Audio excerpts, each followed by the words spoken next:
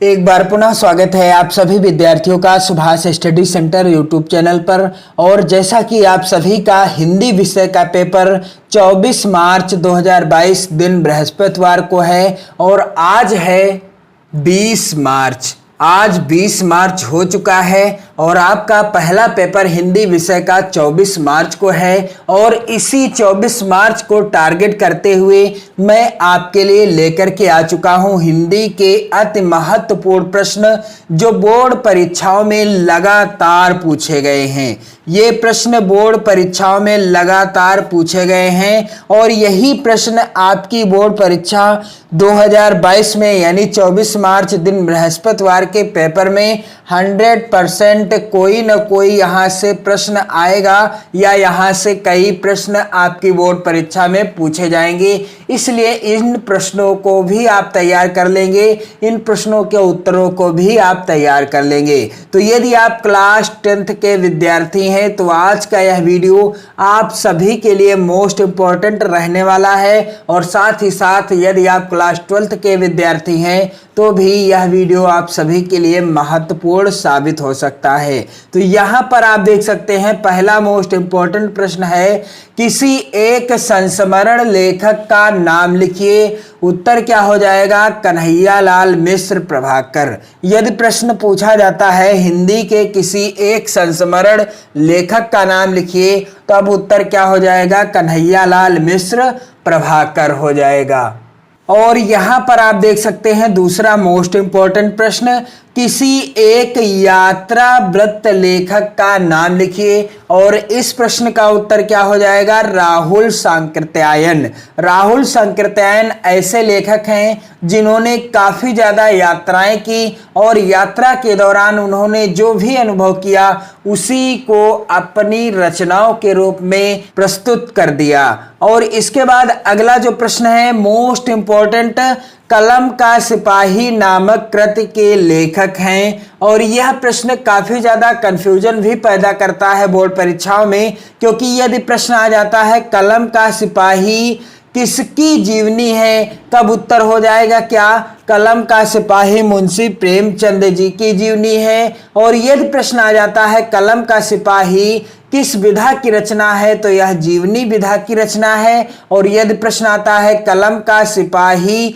नामक रचना के लेखक कौन है तब उत्तर क्या हो जाएगा? अमृत राय। कलम का सिपाही नामक कृति के लेखक कौन है? अमृत राय हैं। और यहाँ पर आप देख सकते हैं अगला जो प्रश्न है मोस्ट इंपॉर्टेंट है, क्या भूलूं क्या याद करूं किस विधा की रचना है? क्या भूलूं क्या याद करूं किस विधा की रचना है तो उत्तर हो जाएगा आत्मकथा। और यह किसकी आत्मकथा है? हरिवंश राय बच्चन जी की आत्मकथा है, क्या भूलूं क्या याद करूं। और मोस्ट इंपॉर्टेंट प्रश्न है, आप इन प्रश्नों को जरूर तैयार कर लेंगे। अगला है प्रश्न मोस्ट इंपॉर्टेंट, किसी एक जीवनी लेखक का नाम लिखिए। उत्तर क्या हो जाएगा?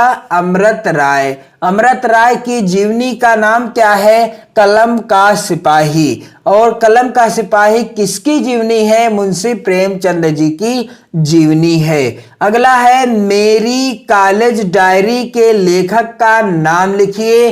मोस्ट इंपॉर्टेंट प्रश्न है, मेरी कॉलेज डायरी के लेखक का नाम लिखिए। उत्तर क्या हो जाएगा? डॉक्टर धीरेन्द्र वर्मा। उत्तर क्या हो जाएगा? डॉक्टर धीरेन्द्र वर्मा हो जाएगा। और इसके बाद आप देख सकते हैं अगला प्रश्न है, किसी एक प्रसिद्ध कहानी लेखक का नाम लिखिए। आपको क्या करना है? किसी एक प्रसिद्ध कहानी लेखक का नाम बताना है। तो उत्तर क्या हो जाएगा? जयशंकर प्रसाद। जयशंकर प्रसाद हिंदी के प्रसिद्ध कहानी लेखक हैं। और इसके बाद जो अगला प्रश्न है मोस्ट इंपॉर्टेंट प्रश्न, किसी एक एकांकी लेखक का नाम लिखिए। तो उत्तर क्या हो जाएगा? एकांकी लेखक कौन है? डॉक्टर राम कुमार वर्मा। तो डॉक्टर राम कुमार वर्मा हिंदी के एकांकी लेखकों में से एक हैं। और इनकी एकांकी का नाम क्या है? डॉक्टर राम कुमार वर्मा की एकांकी का नाम है, यहाँ पर आप देख सकते हैं, दीपदान। दीपदान एकांकी के लेखक कौन है? डॉक्टर राम कुमार वर्मा जी हैं। और आपसे अगला प्रश्न क्या पूछा जा सकता है, यहाँ पर आप देख सकते हैं, इन्हीं दो प्रसिद्ध उपन्यासकारों के नाम लिखिए। उत्तर क्या हो जाएगा? मुंशी प्रेमचंद और भगवती चरण वर्मा। तो मुंशी प्रेमचंद जी की रचनाएं कौन सी हैं? प्रमुख रूप से गोदान, गबन, सेवा सदन, निर्मला, रंगभूमि और कर्मभूमि, ये कुछ रचनाएं मुंशी प्रेमचंद जी की हैं और यहाँ से प्रश्न भी पूछे जाते हैं। तो यहाँ पर आप देख सकते हैं अगला जो प्रश्न है मोस्ट इंपॉर्टेंट, रेशमी टाई किस विधा पर आधारित है? रेशमी टाई किस विधा पर आधारित रचना है? उत्तर हो जाएगा कौन सी विधा पर? एकांकी विधा पर। इसके बाद अगला प्रश्न है जहाज का पंछी के लेखक का नाम लिखिए। तो जहाज का पंछी के लेखक कौन है? इलाचंद्र जोशी जी हैं। तो आप इन प्रश्नों से रिलेटेड इस वीडियो को ज़्यादा से ज़्यादा अपने मित्रों में शेयर भी करते रहेंगे। मैं आशा करता हूं कि आपकी बोर्ड परीक्षा की तैयारी विधिवत चल रही होगी, बेहतर चल रही होगी, क्योंकि अब आपके पास समय बिल्कुल कम बच रहा है और आपको 24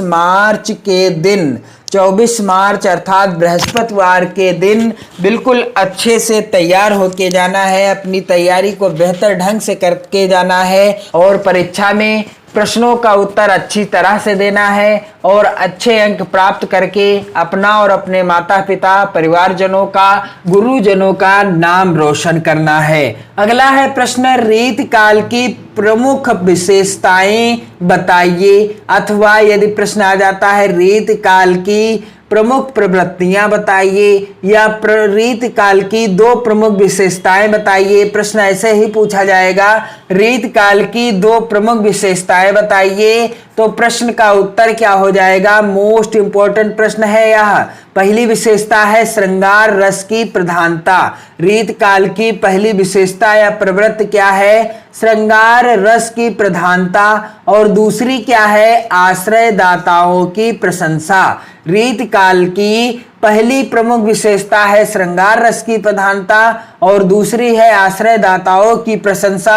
अगला मोस्ट इंपॉर्टेंट प्रश्न है, छायावाद की दो प्रमुख प्रवृत्तियां बताइए या छायावाद की दो प्रमुख विशेषताओं का वर्णन कीजिए या लिखिए। तो उत्तर क्या हो जाएगा? मोस्ट इंपॉर्टेंट है, कई बार बोर्ड परीक्षा में यह प्रश्न और यह प्रश्न, रीतकाल की किन्हीं दो प्रवृत्तियों का उल्लेख कीजिए, ये प्रश्न भी पूछा जाता रहा है।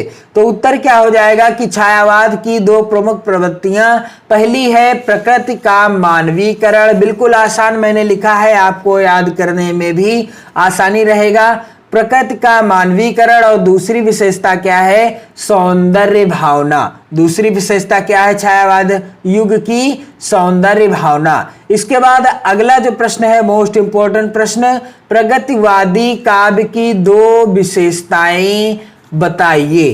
प्रगतिवादी काव्य की दो विशेषताएं बताइए। उत्तर क्या हो जाएगा? शोषित वर्ग की पीड़ा का चित्रण। और दूसरी क्या है विशेषता? क्रांति की भावना। शोषित वर्ग की पीड़ा का चित्रण करना और क्रांति की भावना। तो आप इन प्रश्नों को जरूर तैयार कर लेंगे क्योंकि 24 मार्च दिन बृहस्पतिवार को यहां से आपकी बोर्ड परीक्षा में प्रश्न 100% पूछे जाएंगे। और आप इस वीडियो को अपने मित्रों में ज्यादा से ज्यादा शेयर करें क्योंकि आपके साथ साथ आपके मित्रों को भी इन महत्वपूर्ण प्रश्नों के बारे में जानकारी मिल सके और आप समय रहते ही प्रश्नों के उत्तरों को तैयार कर लें, याद कर लें। और आप कमेंट कीजिएगा कि आप किस तरीके से पढ़ाई कर रहे हैं, अर्थात आपकी पढ़ाई बेहतर चल रही है अथवा बेहतर नहीं चल रही है। पढ़ते रहिए, मस्त रहिए। जय हिंद।